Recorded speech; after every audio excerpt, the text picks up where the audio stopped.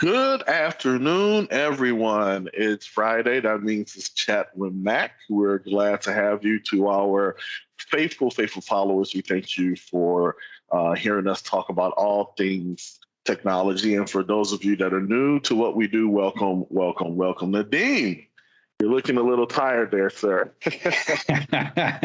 Yeah, it's I am a little tired, and I got a meeting tomorrow too, so I don't know how long I'll be able to sleep in, but it is what it is.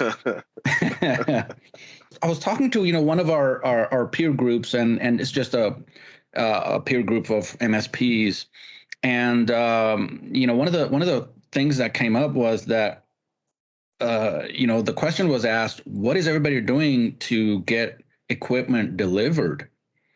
And I thought, I didn't think it was that big of a problem, but then that started me thinking, and I looked at some of the records, and I saw that we've been using some alternate channels that we haven't used before, just because a lot of the equipment is on back order or constrained, and so I ran some numbers, and some of the equipment I've seen that was delayed by like 2 months.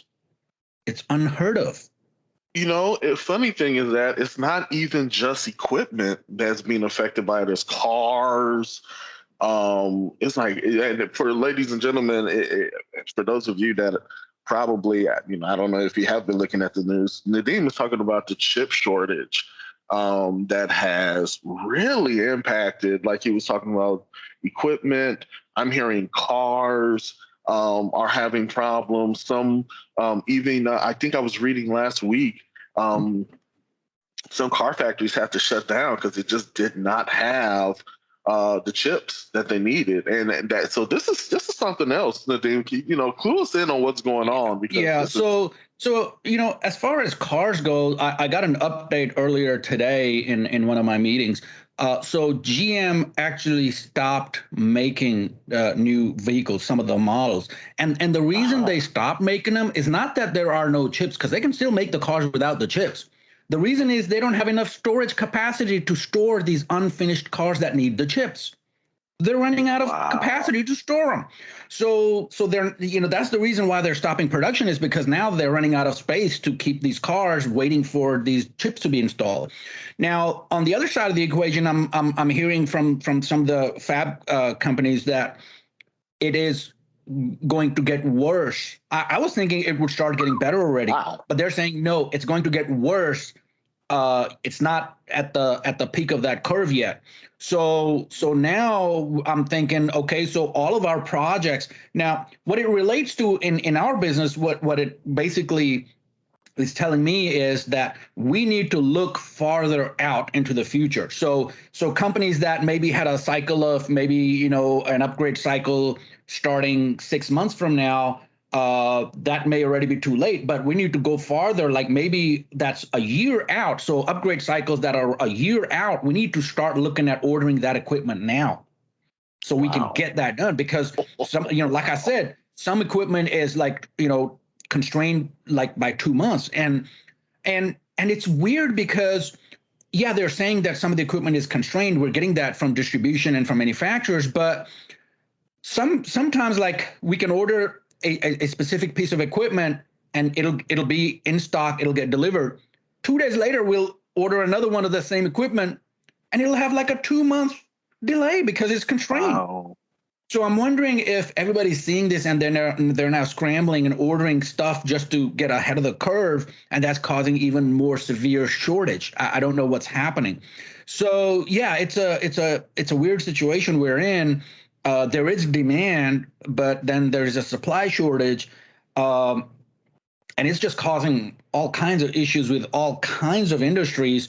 Not to mention there is a problem getting new employees, and this is across multiple industries, right? I'm seeing it across all kinds of industries. There's a problem with getting people. There's a problem with the chip shortage. It's just all hitting us at once. And what I'm advising everybody is, if you were thinking you're going to order something in 3 to 6 months, order it now. Don't Now, wait to order 3 to 6 months because you may not get that piece of equipment that you need when you need it. So order it now. Fill the order, let it be in the system. So as soon as a shipment arrives, you get an allocation of that equipment, and you don't have to wait till the next shipment arrives, because that's what's throwing things off.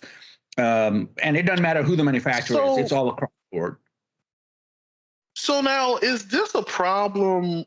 Um, I remember I was looking at 60 Minutes, and they were actually kind of talking about the whole chip shortage thing, and I didn't, because I was doing multiple things, and I was really trying to listen intently about that. Is it more a production issue here in the U.S.? Is this all over? Because I think they said, uh, amazingly, only 13% of the chips come here from are made here, and I think the rest are made in India, China, and some other countries. So, is this more of a problem where overseas they're having an issue meeting demand, or it's just one of those things where, and I don't know, it's just weird and crazy all at once.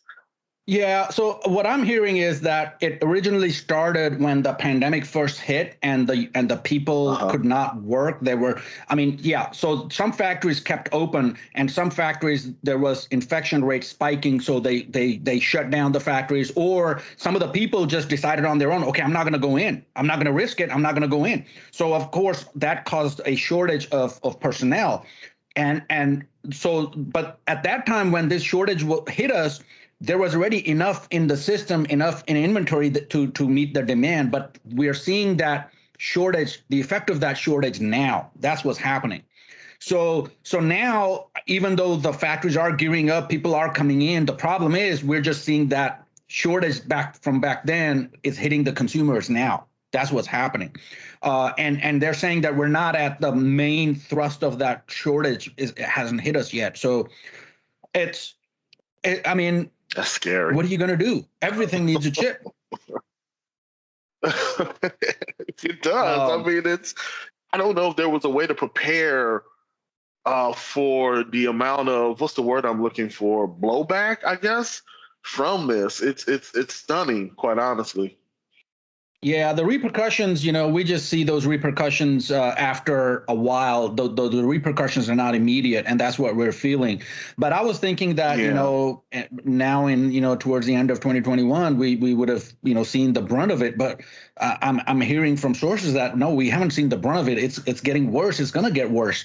So, I mean, what do people do?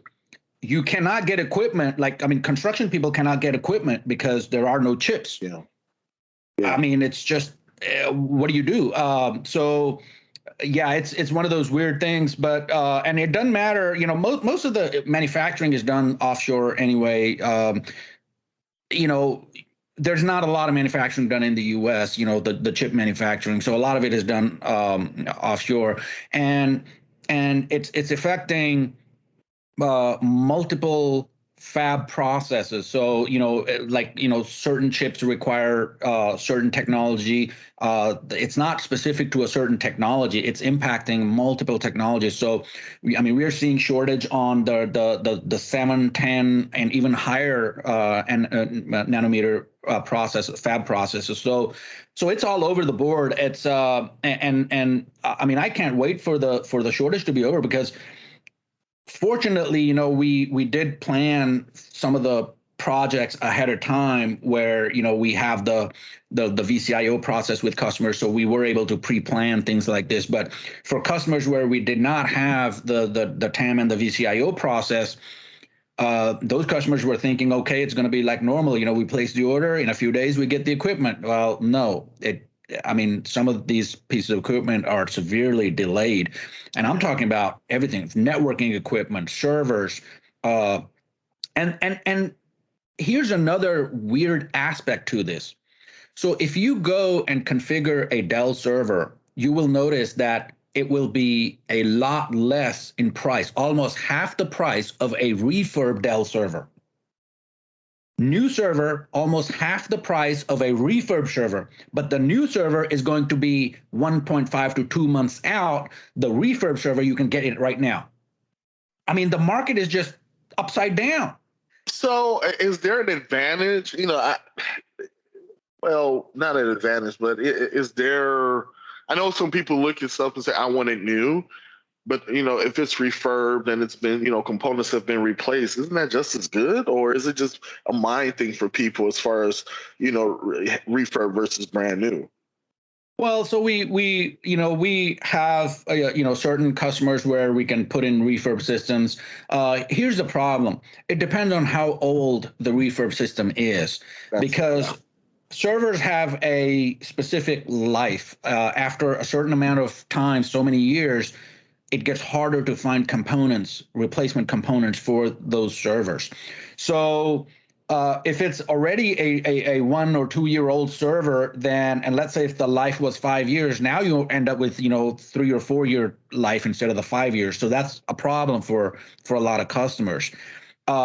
If customers can wait, then fine. I would order a new one, pay half the price, and just order it and just sit back, let it come in. But then some customers, they need it yesterday. I mean, they need it like ASAP because it was just not planned out very well. Their project was not planned out very well. So in that kind of situation, what do? You have to either go get a refurb, or do something alternate that maybe somebody does have in stock. And it's one of those things like stock. So in IT industry as a whole, it was always a weird thing. I mean, you can, the fluctuation in stock was so much and so quick compared to other industries. But now it's like amazing to me how bad it is right now. Like I would look and order like, 5 pieces, like let's say 5 switches. Tomorrow I'll go to order one more switch and it's out of stock. It never was that way, because before we used to get, okay, this switch is allocated or constrained. The system will tell us, hey, it's allocated. So I'm going to see allocated. Okay, I'm going to order some extra in case the customer needs it. If they don't need it, I'll just return it. But it's not getting that allocation tag on there because there is plenty of stock left. But then within a day, I guess people are just buying it to be a little proactive on ordering, and they're just running out of stock. So it's throwing those systems off because their metrics are all of a sudden out of whack. Like companies that used to sell, let's say 10,000 units a month, they may be selling 20, 25,000 units. So the systems are just not able to keep up with that. They're like, it's just a shock to the system. So I'm thinking, eventually it will get better, but now we are relying more and more on looking farther down into the future and ordering stuff ahead of time. That's what we have to do. So let me ask you this: how have our clients reacted to the fact that you got to tell them, like, listen, we can't push this down 3 to 6 months. We're going to need to get this now because of dot dot dot. Has it been mostly positive? Have they been understanding that they're going to have to go ahead and get this now, or has there been some pushback? No, mostly people have been understanding, and for customers where we tell them, hey, I know we've set a timeline for you to get this piece of equipment like in the next 3 months, but we need to order now. They're okay. They understand that.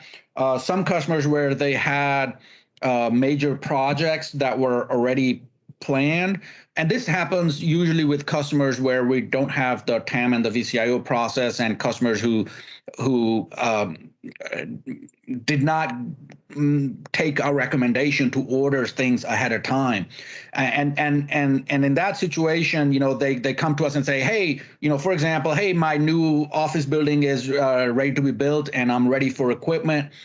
Can you order it now? Well, I can order it now, no problem. But that doesn't mean it's going to arrive tomorrow. That means it might arrive next month or 2 months from now. Right. So in that situation, what do? Now you have a construction crew that's waiting for equipment that, it's a lot of resource waste that's happening because you can't do anything. You're just waiting on equipment. Wow. This is something else. My goodness. Yeah, but then it's something to think about over the weekend. If you are looking to get a new system or get any kind of electronic equipment, I would say if you're thinking you're going to get something 2 months from now, go ahead and order it. It might not get here 2 months from now. And please, and Nadine can probably talk about this a little bit more because I've been seeing a lot of this happen with a lot of companies that are either trying to take shortcuts or try to backdoor. Don't use consumer grade equipment for enterprise infrastructure. Please don't do that. You're doing more damage than anything. Go ahead, I'll Nadine. give you an example here. I was talking to another IT admin, and he's a high level consultant, and he got somebody who called him in. Hey, we need to. So somebody got a contract at in Galveston. It's a school district down there, and they were going to deploy a bunch of systems, switches, Wi-Fi, all that connectivity. And so this guy asked this consultant that, hey, I got this contract and I'm going to deploy it, but I've never done a project like this before. Can you help us configure some of the switches, because we have multiple VLANs and all that? So the consultant said, yeah, I'd do it all day long, no problem. Yeah, just whenever you're ready, let me know. Well, the day they were ready, so this guy gives the consultant access to the network resources, and found out this guy had bought like 200 or some odd Ubiquiti switches. Ubiquiti is what we call a prosumer.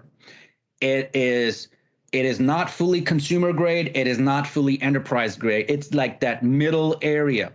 So this consultant logs in and he's looking at the configuration options. Now, this guy's used to high-end like Aruba or Cisco switches, right?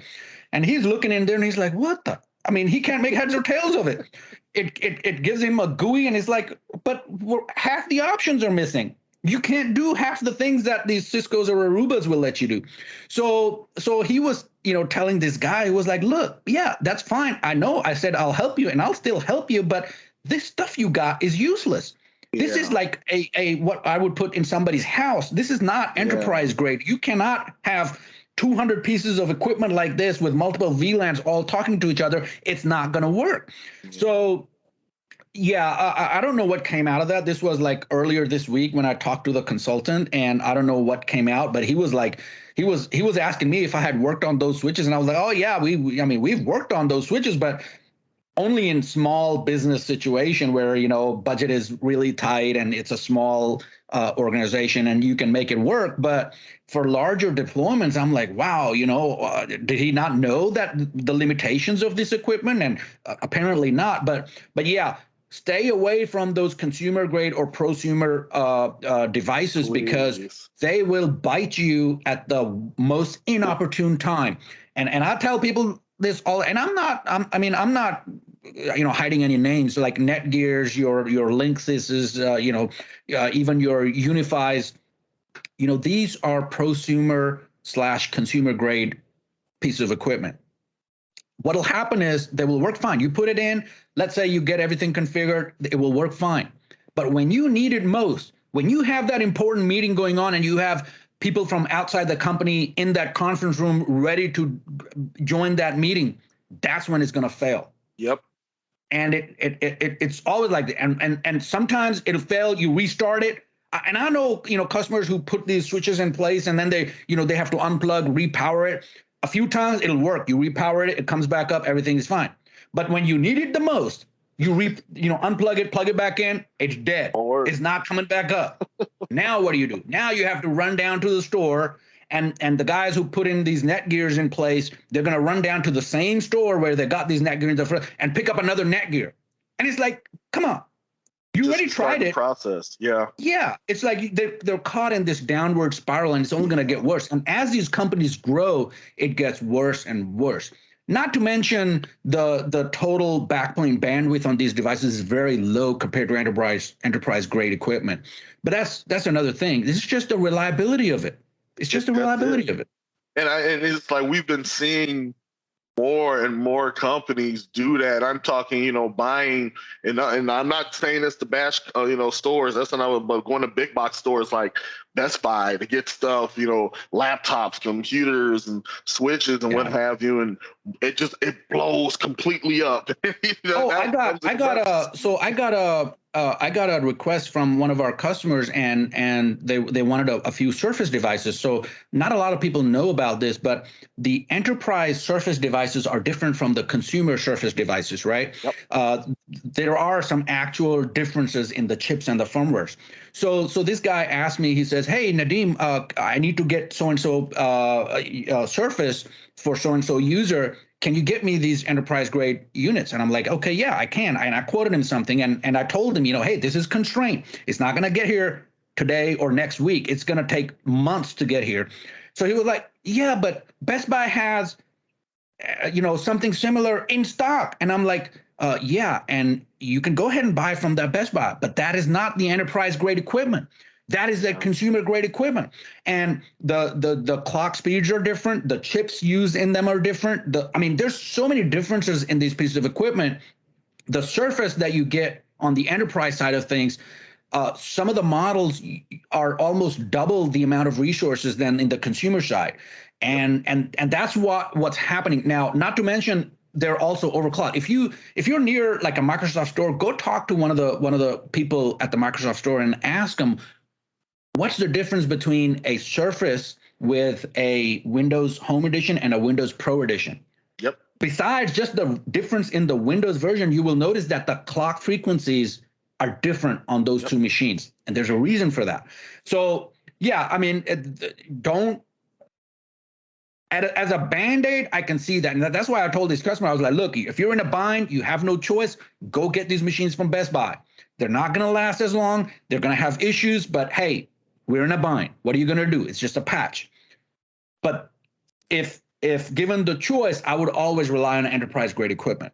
Yep. It's like my own device, like this Surface laptop I have.